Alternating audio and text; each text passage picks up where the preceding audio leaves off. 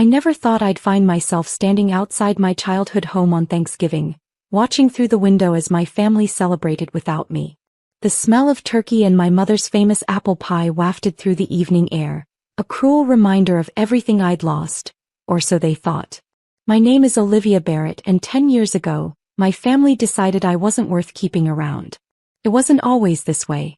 Once I was the pride of the Barrett family, working my way up the corporate ladder at Barrett Industries, our family's manufacturing company. My father, Richard Barrett, had built it from nothing, and my sister Diana was being groomed to take over as CEO. I was content with my role in operations, or at least I thought I was. Everything changed the day I discovered irregularities in our supply chain contracts. Millions of dollars were being funneled through shell companies, and the trail led straight to Diana's office. When I brought my concerns to my father, I expected him to be shocked, angry, ready to investigate. Instead, he looked at me with cold disappointment. "You've always been jealous of your sister's success," he said, his voice sharp enough to cut. "This is a new low even for you." Diana played her part perfectly, tears streaming down her face as she accused me of trying to sabotage her because I couldn't handle her upcoming promotion. My mother, always quick to believe the worst of me, suggested I take some time off to sort myself out. I refused to back down. The next day I took my evidence to the board of directors. By evening my key card was deactivated, my position terminated for creating a hostile work environment. Diana's smirk as I packed up my office told me everything I needed to know. She had won. That night at home my father made it clear. I was no longer welcome in the family. "You tried to destroy everything we built," he said, his voice trembling with rage. "Get out. Don't come back until you learn your place." I left with nothing but my savings and a determination to prove them wrong. What my family didn't know was that I'd been preparing for something like this. Years of watching Diana's reckless decisions had taught me to be cautious. I had connections, skills, and most importantly, a plan. While they celebrated my departure, I built something of my own. Phoenix Capital Partners seemed to appear out of nowhere, quietly acquiring struggling manufacturing companies across the country. I worked behind the scenes, using a different name, letting others be the public face while I pulled the strings. 10 years passed. Barrett Industries began to struggle under Diana's leadership. Poor decisions, mismanagement, and that same old arrogance led them down a path of declining profits and mounting debt. They needed a miracle, and Phoenix Capital Partners appeared to be their salvation. Diana negotiated the deal herself, never once suspecting that every document she signed brought the company closer to my control. Tomorrow at 9 a.m., the final papers would be signed, and Barrett Industries would officially become mine. But tonight, watching them through the window, I felt a strange mix of anticipation and sadness. My mother was setting out her fine china, the same plates we'd eaten from every Thanksgiving of my childhood. Diana sat in my old spot, laughing with her husband while my father beamed with pride. I wasn't here to spy. I'd received an invitation, the first in 10 years. Not because they missed me, but because Diana insisted the whole family should be present for tomorrow's celebration of the merger that would save our legacy. They had no idea they'd invited the architect of their downfall to dinner. Taking a deep breath, I straightened my simple black dress and walked to the door. The sound of the doorbell seemed to echo through the house, followed by sudden silence. Footsteps approached and my mother opened the door, her smile stiff and practiced. "Olivia," she said, her voice carefully neutral. "You came." I stepped inside, the familiar scent of home hitting me like a physical force. Diana's voice carried from the dining room. "Is that her?" Finally decided to show up for once. The next few hours were exactly what I expected. Snide comments about my appearance, subtle digs about my mysterious career, and constant reminders of Diana's success. No one mentioned how Barrett Industries was barely staying afloat, or how tomorrow's merger was their last hope. "Still keeping secrets about what you do?" Diana asked over dessert, her tone dripping with condescension. "Or is it just too embarrassing to admit you never amounted to anything?" I took a slow sip of wine, savoring the moment. "Actually, I work in acquisitions." "Oh." My father raised an eyebrow. "For which company?" "A small investment firm. You might have heard of it, Phoenix Capital Partners." The room went silent.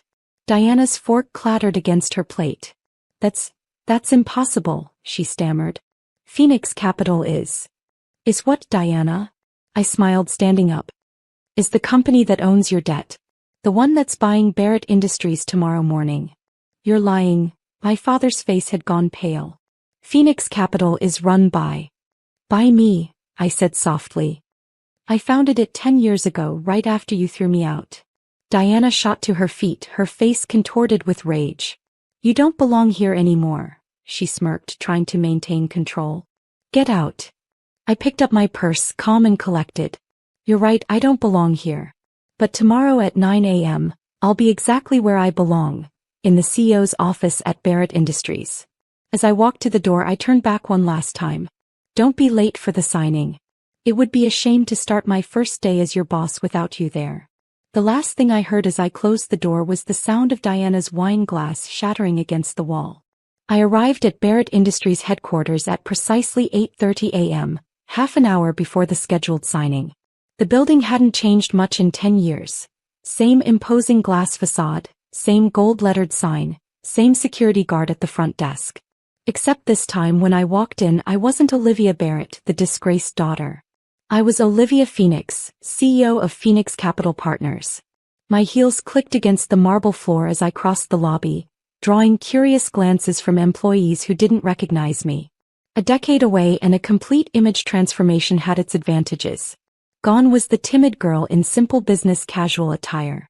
Today I wore a tailored Armani suit, my hair styled perfectly, exuding the confidence that came with knowing I held all the cards. Miss Phoenix, my assistant Michael greeted me at the elevator. The boardroom is prepared. Your family hasn't arrived yet. Family. The word felt strange now, hollow. Have security ready, I instructed. I expect things might get emotional.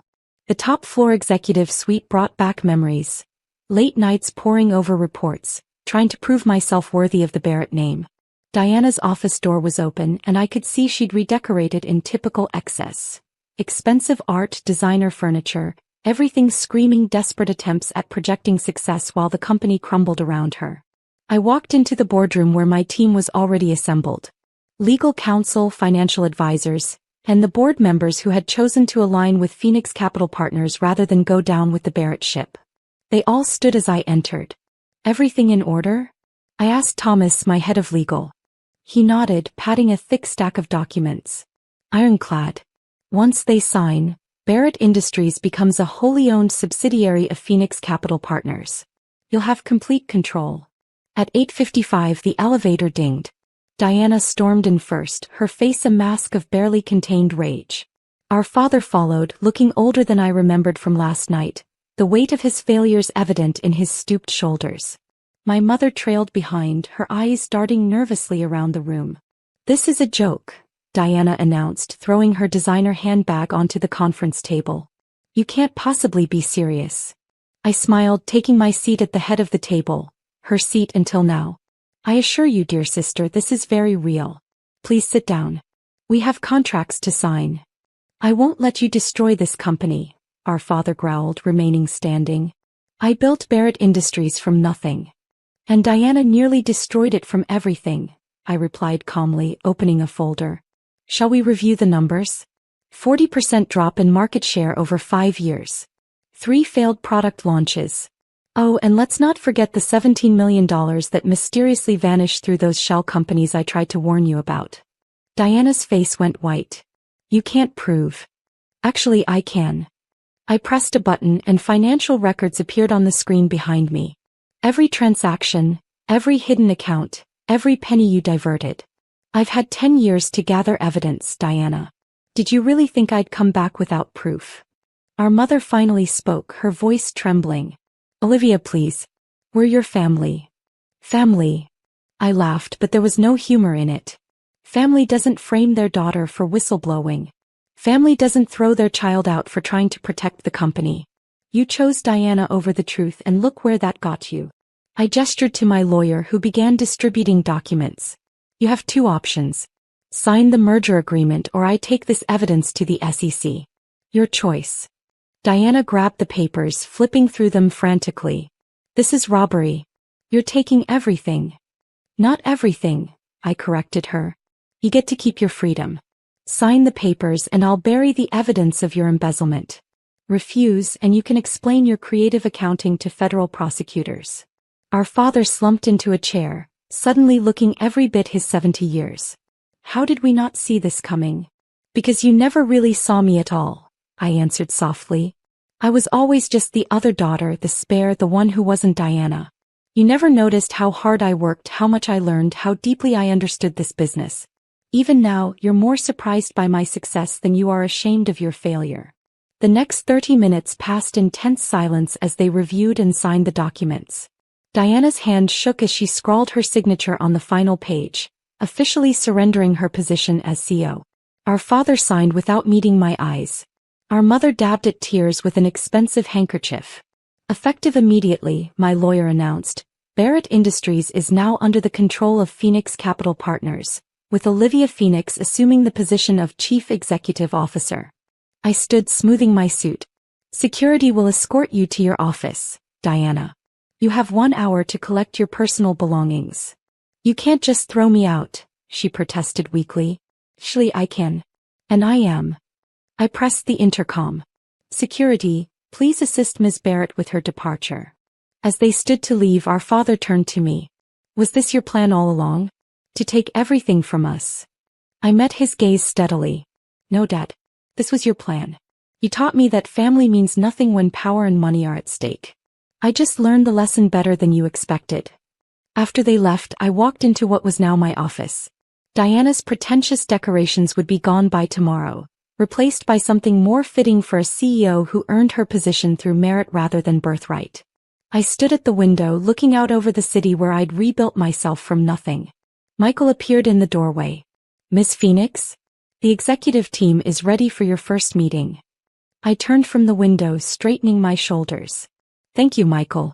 Oh, and please have maintenance remove the Barrett name from the building. It's time for some changes around here. The next few weeks were a whirlwind of transitions. I implemented the changes I'd spent years planning, streamlining operations, modernizing manufacturing processes, rebuilding the company's reputation. Employees who had been overlooked under Diana's leadership found themselves finally recognized for their talents. Merit replaced nepotism as the path to advancement. My family made several attempts to reach out. First came the angry calls and threats of legal action which my attorneys easily deflected. Then came the guilt trips, tearful messages from my mother about family loyalty, manipulative emails from Diana claiming she was struggling financially. Finally, they tried bargaining, offering to forgive me if I would give them positions in the company. I ignored them all. 1 month after the takeover, I received an unexpected visitor. The security desk called up to announce that my father was in the lobby. Against my better judgment, I told them to send him up. He looked smaller somehow standing in my office doorway. The expensive suit he'd always worn like armor now seemed to hang on him, as if his very presence had deflated. The company's doing well, he said quietly, glancing at the financial reports on my desk. Stock price is up 30% since you took over. Did you come here to discuss business metrics? I asked, not offering him a seat. He sighed, running a hand through his gray hair. I came to say you were right. About Diana, about the company, about everything. I was wrong not to listen to you 10 years ago. Yes, you were. Is there? He hesitated, looking older than I'd ever seen him. Is there any way to fix this? You're still my daughter. I stood up, walking to the window where I could see workers replacing the last of the Barrett Industries signs with the Phoenix Capital logo. No, Dad, I'm not. Not anymore. You made your choice a decade ago. Now you have to live with it just like I had to live with being thrown away. We're still family, he insisted weakly. Family is more than blood, I replied, turning back to him. It's trust, respect, support, all the things you and Mom and Diana never gave me. I built my own family here with people who value merit over manipulation and truth over appearances. He nodded slowly, understanding finally dawning in his eyes. I suppose I deserve that. You do. I returned to my desk, picking up a file, a clear dismissal. Goodbye, Dad. After he left, I sat in my office as the sun set over the city, thinking about family, legacy, and the true meaning of success. The Barrett family had taught me an invaluable lesson, though not the one they intended. They showed me that real power comes not from names or inheritance, but from believing in yourself when no one else will. Diana eventually took a middle management position at a smaller company, her reputation in the industry tarnished but not completely destroyed. Our mother threw herself into charity work, carefully avoiding any events where she might run into me. Our father retired quietly, his dream of a family dynasty transformed into something he never expected. Me.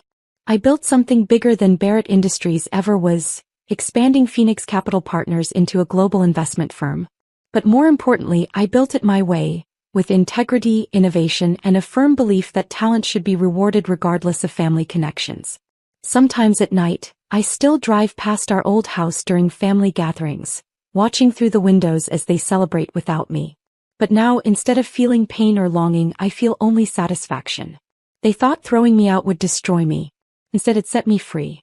The Barrett family name might not be on the building anymore, but my success speaks louder than any sign ever could. And every morning when I walk into my office, I remember what they taught me. Sometimes losing your family is the price you pay for finding yourself.